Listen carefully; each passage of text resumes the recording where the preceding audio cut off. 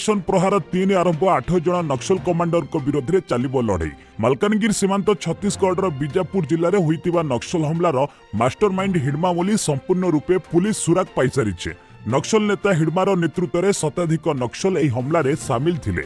ए हमलारे सुरक्षाकर्मी को बहु क्षति सहबाकू पड़िछे, एपरिकी देश को मध्य दोहलाई देइछे। एबे नक्सल विरोध में एक बड़ योजना प्रस्तुत करा जाइछे। एही ऑपरेशन ने हिडमा समेत नक्सलंकर 8 जन टॉप कैडर नक्सल को नाम घोषणा करा जाइछे।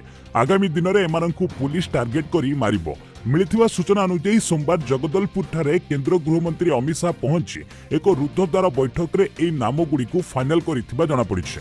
आगामी लड़ई को ऑपरेशन प्रहार 3 बोली कहा जाइछे। ऑपरेशन प्रहार 3 आरंभ 8 जन नक्सल कमांडर विरोध में चलिबो लड़ई। मालकानगिरी सीमांत छत्तीसगढ़ बीजापुर जिले में होइतिबा नक्सल हमलार मास्टरमाइंड हिडमा बोली संपूर्ण रूपे पुलिस सुराग पाई सारिछे।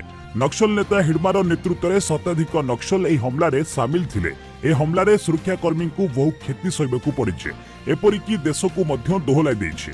एबे नक्सल विरोध में एक बड़ योजना प्रस्तुत करा जाइछे। एही ऑपरेशन ने हिडमा समेत नक्सलंकर 8 जन टॉप कैडर नक्सल को नाम घोषणा करा जाइछे।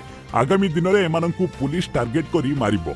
मिलिथिबा सूचना अनुसार सोमवार जगदलपुर ठारे केंद्र गृहमंत्री अमित शाह पहुंची एक रुद्धद्वार बैठक में एही नामगुड़ी को फाइनल करिथिबा जଣା पड़िछे। आगामी लड़ई को ऑपरेशन प्रहार 3 बोली कहा जाइछे।